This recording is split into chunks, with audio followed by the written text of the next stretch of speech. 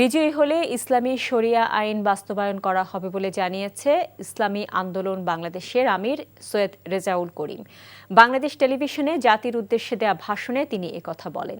প্রশাসনের স্বচ্ছতা ও জবাবদিহিতা নিশ্চিত, নারীদের সম অধিকার ও গরিবদের জন্য ৫,০০০ টাকা ভাতাসহ কল্যাণ ট্রাস্ট প্রতিষ্ঠার প্রতিশ্রুতি দেন তিনি।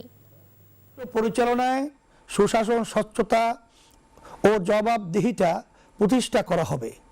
দক্ষ নিরপেক্ষ প্রশাসন গড়ে তোলা হবে এবং রাষ্ট্রীয় প্রতিষ্ঠানসমূহকে পেশাদারিত্ব, নৈতিকতা ও দায়িত্বশীলতার সঙ্গে কাজ করতে অনুপ্রাণিত করা হবে। দেশ, ধর্ম বা জাতি বিবেচনায় কাউকে সংখ্যালঘু বা সংখ্যাগুরু বিবেচনা করবে না। সকলের ধর্মীয় বিশ্বাস রক্ষা ও পালনের নিরাপদ ও উৎসব মুখর পরিবেশ নিশ্চিত করতে আমরা প্রতিজ্ঞাবদ্ধ।